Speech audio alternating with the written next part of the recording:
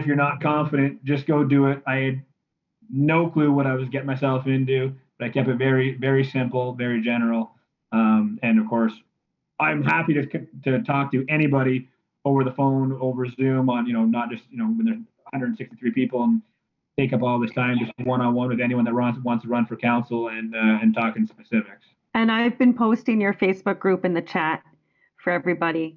And I want to echo to you guys. You got to remember, right now, everybody wants change. Everybody's irritated about something. There's a problem with. I'm going to take off my necklace. I'm choking myself now. Apparently, it was hitting my mic. Like, why can't I breathe? People are frustrated with a lot of things. Businesses are upset. People are upset. Their families are upset. There are a lot of issues that can be tackled. And this is what I would do if you're out talking to people. Find out what the big issues are, and then start working towards those. You start canvassing your block, knocking on the doors, or talking to people in the parking lot at the grocery store. Just talk to people. Have a conversation. Hey, listen, I'm running for city council and I'm really curious. Hi, Todd. Hi, Todd. Thank you for stopping by. Bye.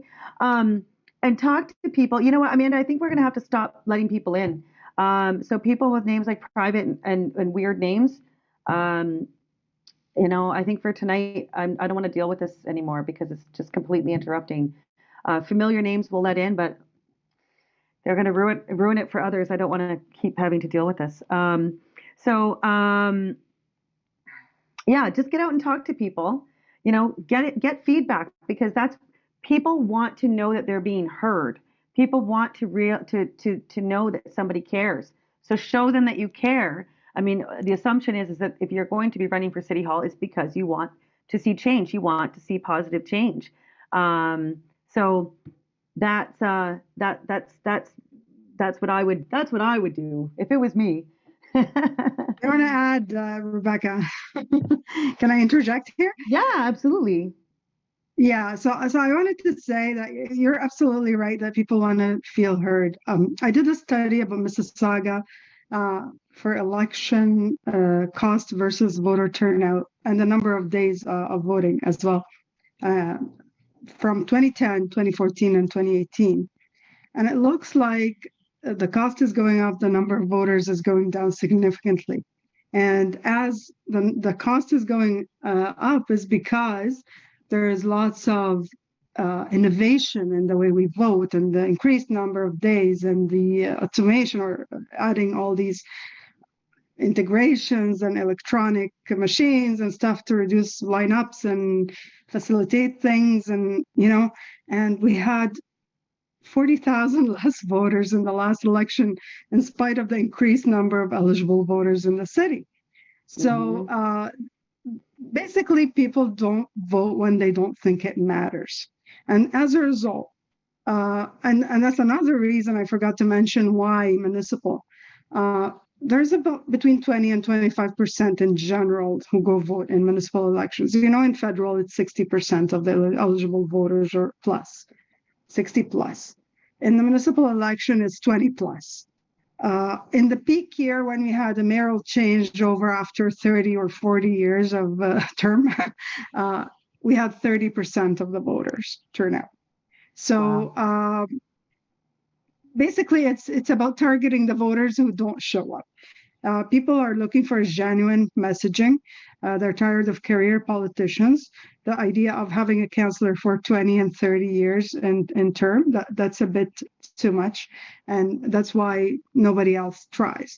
But if you knock on doors and start talking to people and talking about the genuine message, you're confident, you're sincere, and you know your city. So part of it is maybe at the beginning you don't know the issues exactly, but like Rebecca said, if you're knocking on doors and asking people what is the key issue that matters to them, you can integrate that later into your messaging as you knock on more doors.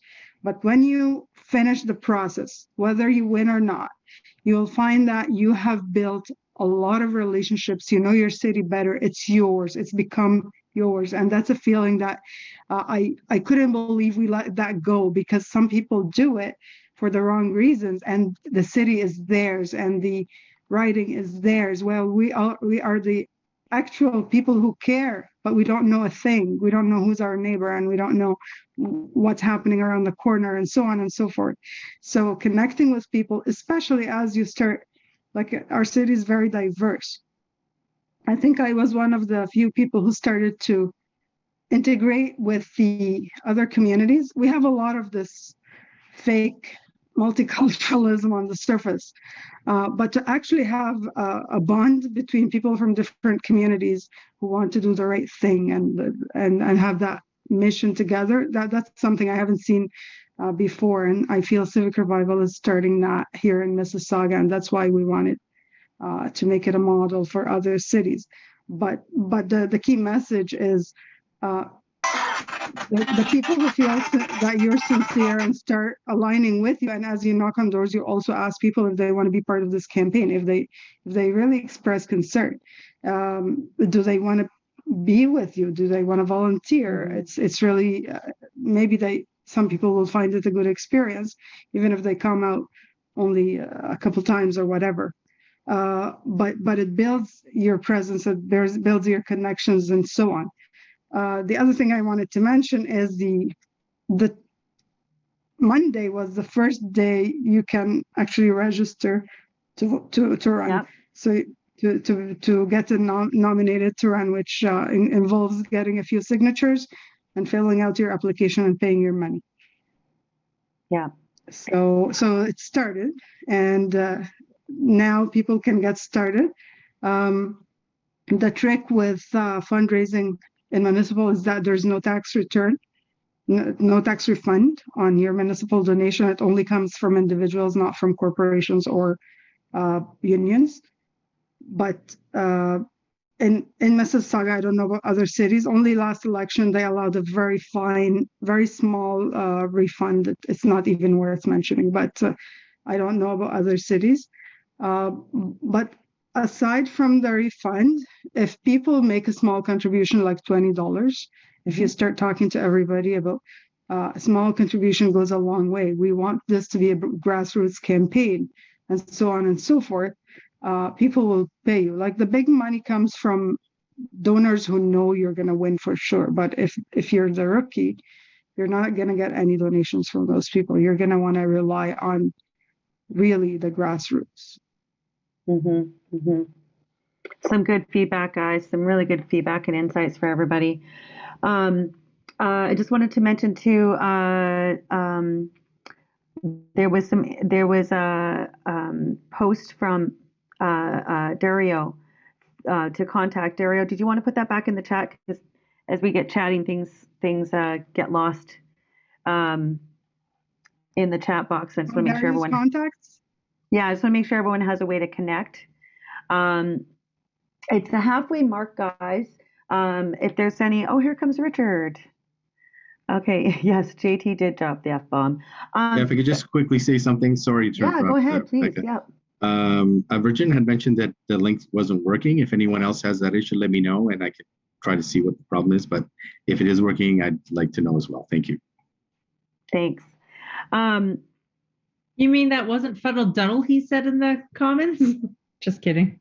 You shared the link? Yeah, so just put it in the chat for everybody. And are there any questions? Is there any questions for Mike, Gada, or Dario while we have them on board? And also I see that Richard from Windsor's jumped in. Hello, Richard. How are you? I'm good, thank you. Good. Did you have anything that you wanted to share with regards to running for the municipal? We have a good group out here in Windsor that are going to be running for each slot in Windsor. I think there's 13 slots. We have, I think, 7 here that are going for it. And myself, I was going to run for mayor, but I'd need a heck of a lot of work to get me in there this soon, because I think everything has to be done next week as far as I'm reading. Okay. Yeah. It's time to get mowing. It's time to get going. Time to put the pedal to the metal. Mike has got to drop off. The deadline to register is in August. It just opened up this week, but you have until August to register. It's just you have less chances to get your name out if you're not registered. Okay. So Mike's got to go take care of his family. So Mike, if you wanted to say good night to everyone, and we'll say thank you very much for joining us. It was really nice to have you and Well, sharing your insights. I was saying I should go. I don't really have to go. I mean, my wife family first. My wife is out and will probably be out for another couple hours. As long as her asleep before she gets home is the key. I should probably put them in bed, but maybe I'll just jump back on in a half hour or so. But Yeah, if anyone has any absolutely. questions, I'll just jump back on. I'll try and read And I the know. story and get into bed. Okay, and I know Gada does have to go.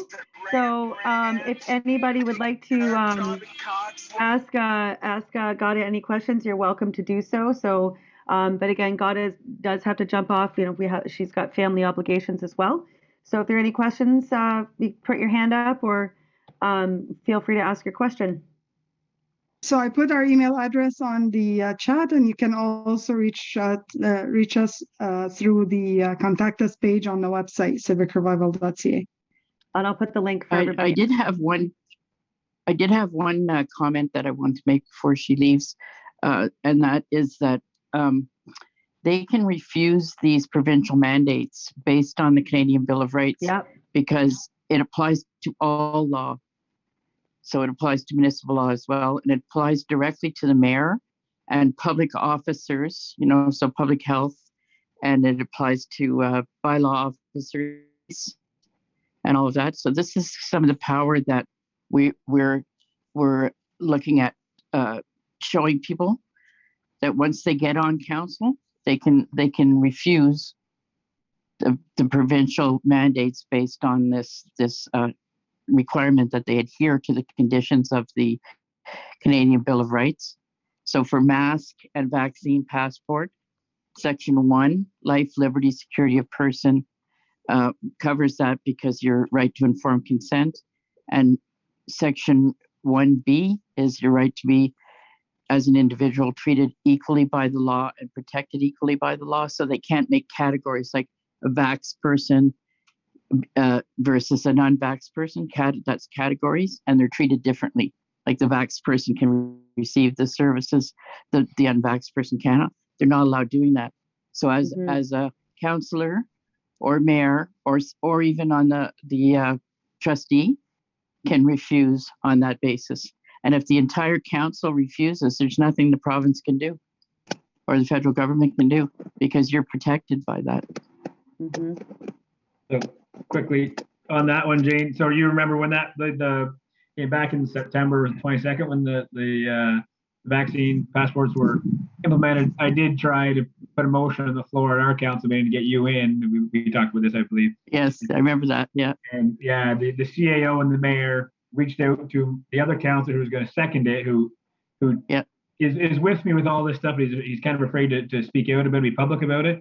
They come inside anime girls. They convinced him to take his seconding off the motion so it didn't hit the floor when I was trying to put it to not implement the vaccine policies at our arena mandate and bring you in as a guest to educate us. And well, actually, we could probably dedicate some time to meet with the new candidates that are running and prepare them with the power of that, like using